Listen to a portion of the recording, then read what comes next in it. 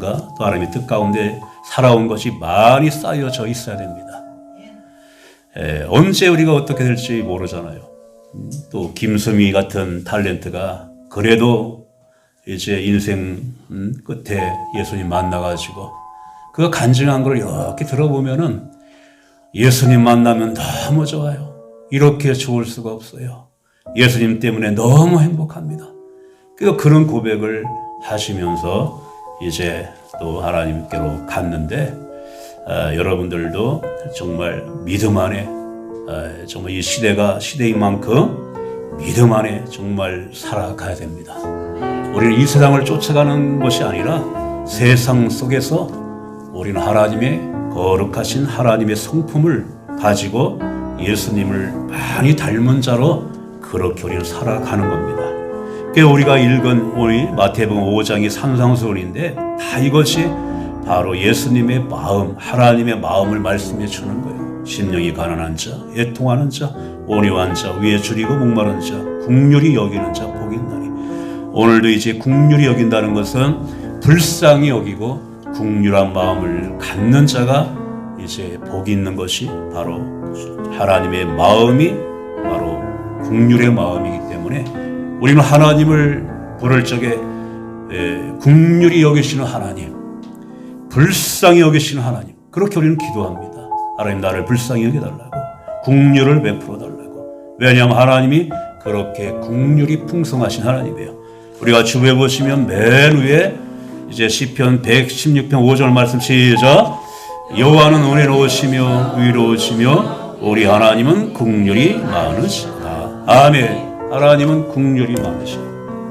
정말 이 사람은 진노 가운데 죽을 수밖에 없는 사람에게도 하나님이 국률을 베풀어 주신 하나님이었어요. 우리가 창세기에 보면은 어떤 그 끔찍한 일이 있냐 하면 최초의 살인 사건이 납니다. 그것이 살인 사건이 나하고 전혀 모르는 사람, 언수 지고 그런 어떤 멀리 있는 사람과의 살인 사건이 아니라 형 가인이 동생 아벨을 돌로 쳐 죽였어요. 정말 엄청난 용서받을 수 없는 큰 그런 잘못을 저질렀어요. 더구나 이렇게 살인 사건이 났던 것이 어느 이제 일 가운데 났냐면 예배를 드리는 가운데 살인 사건이 일어난 거예요. 구약에는 제사라고 표현하는데 예배를 드릴 때 이 하나님의 이 사탄이 미움의 영, 질투의 영을 딱 집어넣으니까 살인 사건이 났어요. 여러분들 예배를 드릴 적에도 누구를 미워하는 그런 감정으로 예배를 드리면 사탄이 주는 겁니다. 하나님은 그런 마음을 전혀 우리에게 주시지 않아요. 그러니까 예배할 때도 늘 국률의 마음을 가지고 예배를 드려야 됩니다. 우리가 예배가 정말 굉장히 중요해요. 우리가 하나님을 등지고 우리가 오늘 교동문 읽을 때 여러분들이 그냥 읽었지만 교동문 읽을 때 우리가 위에서 하나, 둘, 셋, 넷, 다섯, 여섯, 일곱 번째 너희는 그 한 줄만 다시 한번 읽을까요? 시작. 너희는 여호와 우리 하나님을 높여 그의 발등상 앞에서 경배할지어다. 아멘. 우리가 하나님을 높여 경배할 때에 발등상 앞에서 이 하나님이 이 안에 걸어 들어오셨다는 거예요. 이 하나님께서 이제 예배하는 가운데도 계시고, 그러나 이제 이 예배가 하나님의 뜻 가운데 드려지는 예배가 아니면 하나님은 걸어 나가신다는 겁니다. 그래서 항상 하나님이 이 안에 걸어 들어오신 그러한 예배를 우리는 드려야 되는 겁니다. 그래서 우리가 예배를 드릴 적에도 이제 우리 마음 가운데 항상 국률의 마음. 그래서 이 동생 아벨을 예배 가운데 미움이 딱 들어오니까 쳐 죽였어요. 그래서 하나님은 진노하사 이 가인을 쫓아보냅니다. 가인이 이제 하나님이 얼마나 이제 저주를 내리냐 하면, 야, 네가 나가서 이제 농사를 져봤자 땅을 파면은 너에게 아무것도 얻을 수가 없고, 그렇게 가인에게 벌을 내렸어요. 가인이 하나님 앞에, 하나님, 내가 이제 다른 사람이 나를 보면은 나를 반드시 죽일 텐데 하나님 두렵습니다. 하나님께서 여기에서 어떠한 하나님이신 것을 보여줬어요. 너를 죽이는 자 내가 7배의 벌을 내리고 네 이마에다가 내가 표를 줄 테니 이 표가 너를 죽이지 못하게 할 것이다. 우리가 주부에 보시면 이제 여기는 제가 창세기 여러분이 4장에 보면은 나와 있는 말씀입니다. 주부에는 제가 안 실었고 그렇게 이마에 표를 줄 정도로 여기에서 보여준 하나님의 마음이 얼마나 긍휼이 풍성한지를 보여주는 겁니다. 그리고 이제 호세아서에 보면 호세아가 이제 여러분들이 성경에 보면 호세아가 있어요. 호세아의 부인이 고멜이에요. 고멜. 둘이 결혼을 했어요. 사랑해서. 그래서 자꾸 이 아내 고멜이 밖으로 자꾸 나가는 거예요.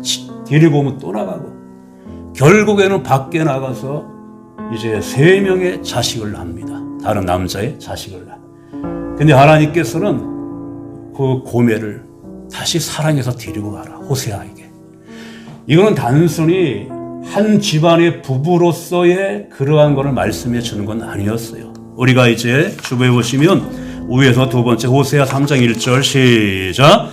너는 또 가서 타인의 사랑을 받아 음녀가 된 그 여자를 사랑하라. 호세아에게 네 아내 밖에 나가서 음녀가 된 네 아내를 다시금 사랑해서 데리고 와라. 이 말은 어떤 말이냐면 하나님의 백성들이 정말 애굽의 종살이를 하고 있을 적에 그렇게 고통당하고 있는 그들을 하나님이 건져냈어요. 해방을 시켰어요. 그러면 하나님만을 바라보고 하나님만을 경배하며 하나님을 사랑해야 되는데 그들이 배가 부르니까 우상을 숭배했어요. 그런데도 하나님은 우상을 숭배하며 하나님을 배반한 그들을 버리지 아니하고 잊지 아니하고 끝까지 내가 사랑한다는 것을 이 부부를 통해 보여준 겁니다. 우리가 이제 주보에 보시면 위에서 세 번째 호세아 11장 8절 시작. 내가 어찌 너를 버리겠느냐. 내 마음이 내 속에서 돌이키어 나의 국률이 온전히 불붙듯 하도다. 아멘. 하나님 버리지 아니하고 너희들을 내가 국률이 여기고 불쌍히 여기는 것이 하나님 마음에는 날마다 불붙듯 그렇게 타오르고 있다는 거예요. 내가 너희를 손바닥에 너의 이름을 새겨 놓은 것처럼 내가 너희를 절대로 잃어버리지 않겠다. 그래서 이 국률이라고 하는 이 말이 원뜻에는 라쿰이라고 하는 말이에요. 이게 성경의 이 언어에는 이 국률이 어디서 나왔냐면 어머니의 자궁에서 나온 말이에요. 자궁. 그러니까 국률 여기고 불쌍히 여기는 것은 그 밑에 뱃속 어머니의 그 뱃속 밑에서부터 나오는 본능적인 그 사랑, 이러한 국률을 가지고 우리를 불쌍히 여기시고 국률을 베푸시는 것이 하나님입니다. 그래서 하나님은 항상 우리에게 은혜를 베푸시고 국률을 베푸시고, 우리가 이제 주보에 보시면 위에서 한가운데 네 번째 사자 이사야 49장 15절 시작. 여인이 어찌 그 젖먹는 자식을 잊겠으며 자기 태에서 난 아들을 국률이 여기지 않겠느냐.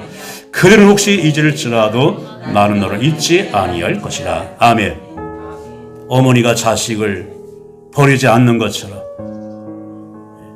혹시 버릴지라도, 사실 굶주린 그런 나라들은 이제 먹을 것이 없으니까 아이 젖먹이다가 아이를 버려버려요. 엄마가 너무 힘들으니까. 그럴지라도 나는 너를 잊지 아니하신다는 것, 이 하나님의 긍휼하심입니다. 그 주보의 그 밑에 다섯 번째 요한 2서 3장 시작. 은혜와 긍휼과 평강이 하나님 아버지와 아버지의 아들 예수 그리스도께로부터 진리와 사랑 가운데서 우리와 함께 있느니라. 아멘. 우리가 이제 신앙생활하면서 가장 교회에서 많이 듣는 말이 은혜와 또 긍휼 그리고 평강, 요 세 가지가 이제 우리에게 베풀어 주시는 것인데, 은혜는 용서받을 수 없는 자에게 베풀어 주신 하나님의 사랑입니다. 우리가 받은 이 하나님의 은혜는 우리의 자격으로는 도저히 받을 수 없는 사랑이었어요. 그런데 하나님이 일방적으로 우리에게 베풀어 주시는 것이 은혜입니다. 하나님과의 나와의 관계가 그렇게 이제 이루어질 수 있는 것이 하나님의 은혜 때문에 그래요. 그럼 우리가 사람과의 세상과의 관계 속에는 사실 이 긍휼함이 있어야 되어지는데 이거는 우리가 그 은혜를 받았기 때문에 사람과의 베풀어지는 이 사랑. 그러니까 이 은혜와 긍휼은 같이 가는 거예요. 하나님의 은혜를 받았으면 왜냐하면 내 안에 긍휼함도 같이 들어와야 된다는 거예요. 하나님의 은혜를 받았으면 내가 불쌍히 여기는 긍휼한 마음은 자동적으로 뒤따라오되 은혜는 항상 먼저고 그 뒤에 따라오는 것이 이제 긍휼입니다. 우리가 늘 잊지 말아야 될 것은 죄와 허물 때문에 망가지고 깨지고 상처나고 도저히 회복되어질 수 없는 우리의 존재를 위해서 하나님의 긍휼하심 때문에 예수님을 이 땅에 보내주셔서 높은 보좌에서 이 땅 가장 더 이상 내려갈 수 없는 끝까지 내려오셔서 십자가에서 찢기시고 우리의 죄를 위하여 희생을 당하시고 우리의 영혼을 구원해 주신 불쌍히 여기는 이 긍휼함 때문에 우리가 하나님의 사랑을 받은 것입니다. 그래서 이러한 하나님이 베풀어 주시는 은혜와 긍휼의 결과가 뭐냐 하면 평강입니다. 내 안에 평강이 그냥 임하는 게 아니에요. 나 같은 자를 하나님이 은혜 베풀어 주시고 긍휼함을 내가 입었기 때문에 이 두 가지가 결과적으로 평강이 임하는 거예요. 이 둘 중에 하나가 사라지면 내 마음에 평강이 없습니다. 은혜와 긍휼함 가운데 우리 안에 임하는 것이 평강입니다. 그리고 내가 은혜를 받았다면 내 안에서 반드시 나가야 되는 것도 긍휼함이 나가는 거예요. 우리가 살아가면서 그런데 우리가 정말 사람들이 자라온 어떤 그 사람은 정말 바뀌는 것이 안 바뀐다고까지 말해요. 왜냐하면 그 사람이 걸어온 길과 그 사람이 이제 이 속에 들어있는 온갖 나름대로의 그런 가치관이 있기 때문에 사람은 안 바뀐다고 하는데 하나님의 은혜를 받게 되면 하나님의 마음을 깨닫게 되면 보는 것이 달라진다는 거예요. 긍휼함으로 보게 됩니다. 사람은 저마다 자기의 색깔로 모든 것을 보면 이 땅에 오셔서 예수님의 생애를 보면 다 긍휼한 마음을 가지고 사셨어요. 예수님은 늘 눈물과 긍휼한 마음을 가지고 일생을 사셨습니다. 예수님이 가장 불쌍히 여기는 사람들이 있어요. 물론 예수님 눈에는 다 불쌍해 보이지만 예수님이 불쌍히 여긴 사람이 누구냐 하면 목자 없는 양처럼 그렇게 방황하고 있는 자들, 그런 자들을 제일 불쌍히 여겼어요. 우리가 주변에 보시면 밑에도 세 번째 마태복음 9장 36절 시작. 무리를 보시고 불쌍히 여기사 목자 없는 양과 같이 고생하며 기진합니다. 아멘. 불쌍히 여긴 것이 목자 없는 양, 주인을 잃은 양, 하나님이 없이 살아가는 자들, 이런 자들을 예수님은 불쌍히 여기십니다. 불쌍히 여겨요. 그렇듯하게 그렇게 아무 문제 없이 살아가지만 그 안에 하나님이 없는 자가 가장 불쌍한 거예요. 이 세상에 누가 불쌍합니까? 부모가 일찍 잃어가지고 자식들끼리 살아가는 그런 아이들을 볼 때 불쌍한 것처럼 하나님이 없이 살아가는 자가 가장 불쌍한 거예요. 문제는 하나님이 없이 살아가는 것이 얼마나 슬픈지도 모르고 그렇게 살아가고 있다는 겁니다. 예수님은 가난한 자를 불쌍하다고 말하지 않았어요. 예수님은 못 배운 자를 불쌍하다고 말하지 않았어요. 예수님은 하나님이 없는 자가 불쌍하다는 거예요. 왜냐하면 그 끝을 알기 때문에. 여러분들은 하나님 안에 있기 때문에 불쌍한 자가 아닙니다. 내 지금 환경과 내가 지금 살아가는 어떤 삶의 조건이 그거 아닙니다. 우리는 내 안에 주인 되시는 하나님을 내가 섬기고 있다면 우리는 불쌍한 자가 아니라는 겁니다. 도리어 하나님이 없이 그냥 주인 잃은 양처럼, 목자 잃은 양처럼 살아가는 자가 불쌍한 자라는 거예요. 그리고 예수님이 누구를 불쌍히 여겼냐 하면 병으로 고통당하는 자들. 예수님은 한 자를 볼 때마다 천마디가 예수께서 불쌍히 여기사 이 말씀을 하시고 치료하셨습니다. 우리가 이제 주변에 보시면 밑에도 두 번째 마태복음 14장 14절 시작. 예수께서 나오사 큰 무리를 보시고 불쌍히 여기사 그 중에 있는 병자를 고쳐주시리라. 아멘. 예수님이 고치기 전에 불쌍히 여기사, 따라될까요? 불쌍히 여기사. 예수님이 다양한 병을 고쳤어요. 육신의 병뿐만 아니라 정신적인 병, 마음의 병, 영적인 병, 그리고 감정적인 병, 관계적인 모든 병을 고치는데 어떤 병이든 예수님의 치유의 능력은 예수님의 눈물과 국률과 불쌍히 여기는 마음이 먼저 들어갔다는 겁니다. 먼저 들어갔다는 거예요. 우리 집사님도 지금 기침을 하셨지만 우리가 기침 소리를 들을 때 불쌍한 마음을 가져야 됩니다. 저 얼마나 힘들게 저렇게 기침을 하시고 몇 개월 동안 저렇게 기침을 하시는가. 불쌍한 마음을 가져야지 예배 시끄럽기 위해 기침에 이런 마음을 가지면 안 되는 거예요. 그럴 때 우리가 같이 불쌍한 마음을 가지고 우리가 하나님 앞에 집사님 정말 기침 안 하게 해달라고 그렇게 기도할 때 역사가 일어나는 겁니다. 예수님이 그냥 치료하신 게 아니에요. 불쌍히 여기사 눈물과 국률함이 치유의 능력으로 같이 들어간 겁니다. 여러분이 병원에 갔을 때 의사에게 진료받을 때 이 묵뚝뚝하고 그냥 이게 나를 그냥 한자로 보는 건가 그냥 앉아만 있는 건가 그러면 우리가 괘씸한 생각이 들죠. 근데 의사가 얼마나 힘드십니까? 얼마나 아프십니까? 제가 치료 잘하고 해서 낫게 할게요. 이 말 한마디 들으면요 90%는 치료가 된 겁니다. 불쌍히 여기고 예수님도 치료하시는 것은 사랑의 치료고 국률의 치료였습니다. 예수님 내가 너를 불쌍히 여기니 내 국률함을 받아들여라. 그래서 우리가 예수님의 국률하심을 내가 믿느냐 안 믿느냐 거기에 따라 하나님의 국률의 능력이 나타나는 겁니다. 제가 여러분 예배 가운데 아픈 분의 손을 얹고 치유의 기도를 할 적에 내가 능력이 있어서 그러는 게 아니에요. 예수님의 이 국률함 때문에 나는 선포하는 것입니다. 선포할 때 믿으면 역사가 일어나는 거예요. 그러니까 여러분들이 주변에 아픈 내 가족이나 내 사랑하는 자들이 있으면 눈물을 흘리면서 기도해야 됩니다. 불쌍히 여기면서 예수님 불쌍히 여겨달라고. 그럴 때 역사가 일어나는 거예요. 예수님이 이와 같이 병 때문에 힘들어하는 자, 온갖 병 때문에 힘들어하는 자를 불쌍히 여기십니다. 그리고 상처가 있는 자를 불쌍히 여겨요. 상처가 있는. 예수님이 이제 나인성이라고 하는 그 도시에 들어가가지고 한 어머니가 홀어머니예요.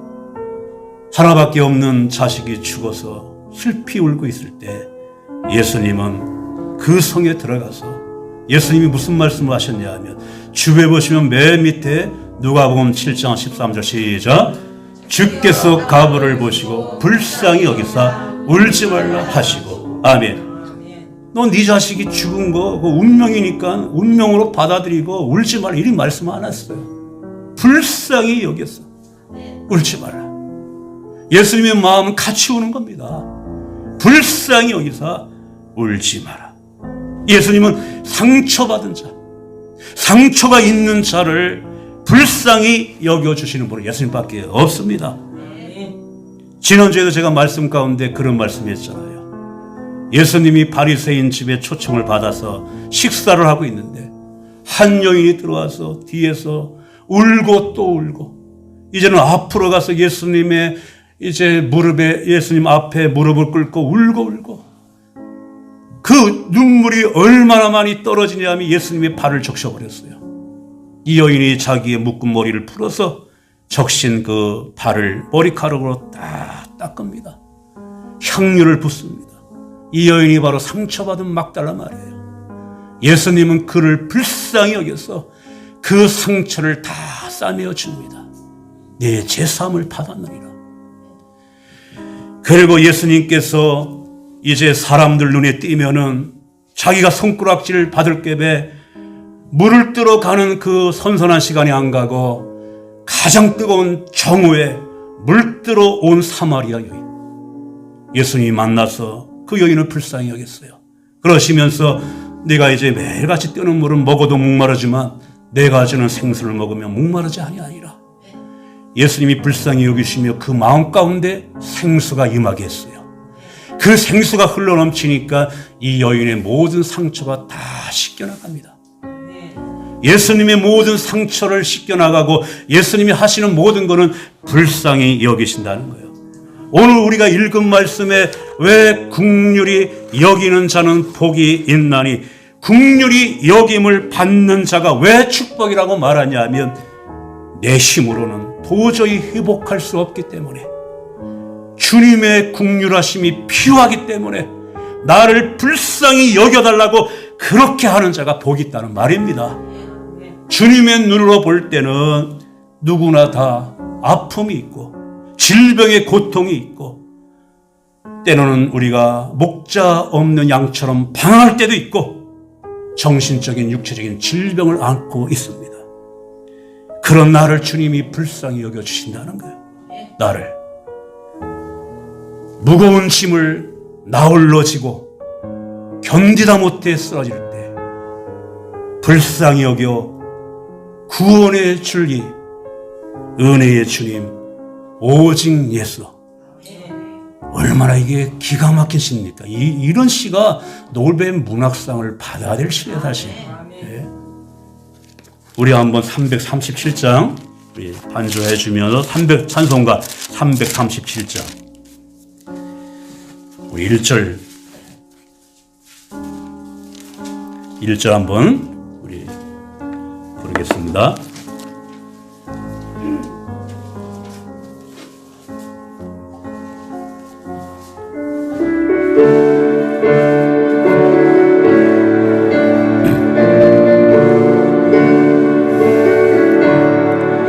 내 모든 시험 무거운 짐을 주 예수 앞에 아뢰이며 근심에 쌓인 날 돌아보사 내 의심 모두 맡으시네.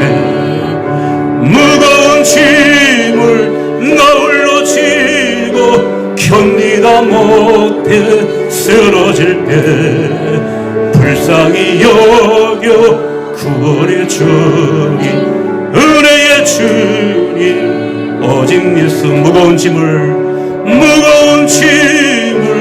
나 홀로 지고 견디다 못해 쓰러질 때 불쌍히 여겨 구원의 주님, 은혜의 주님 오직 예수.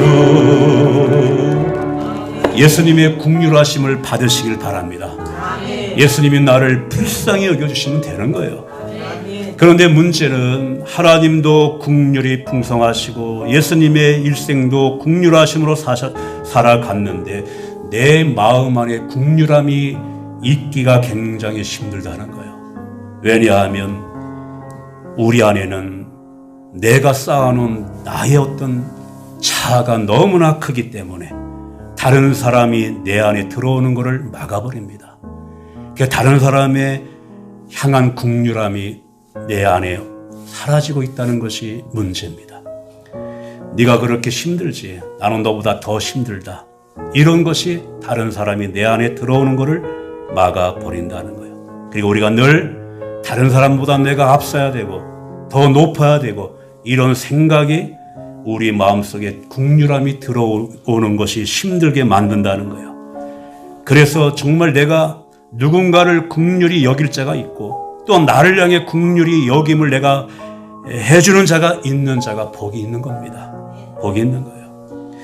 그렇다면 내 안에 정말 메말라버린 이 긍휼함, 또 불쌍히 여기는 이 마음을 갖게끔 내 안에 이 들어와 있는 자아를 이제 깨트리고 자아를 죽이게 하는 것이 바로 누구냐면 성령님이 그 일을 하는 거예요.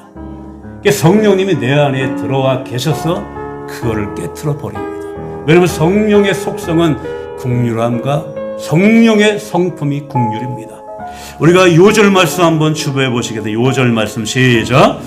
너희가 육체대로 살면 반드시 죽을 것이되 영으로서 몸의 행실을 죽이면 살리니. 아멘. 끝부분에 영으로서, 성령으로서 내 안에 좋지 못한 것을 성령이 깨트려 버리는 자는 산다는 말씀을 하고 있는 것입니다. 성령이 우리 안에서 내 안에 거짓된 자, 이기적인 자아를 죽이면 긍휼한 마음을 갖게 합니다. 성령님은 어머니와 같아요. 고통당하고 있는 자를 이제 놔놓고 그렇게 떠나가는 그런 자가 아니라 내 안에서 나와 같이 함께 고통을 당하시는 분이 내 안에 들어와 계신 성령님입니다. 그렇기 때문에 성령이 충만한 자는 겉으로 긍휼함이 나갈 수밖에 없다는 거예요. 왜냐하면 성령이 긍휼함의 속성이고 성품을 가지고 있기 때문에 그 성령에 충만하면 겉으로. 그래서 우리가 교회 안에서 또 이 나라적으로 가정 안에서 서로에게 긍휼함을 나타낼 수 있는 것이 축복입니다.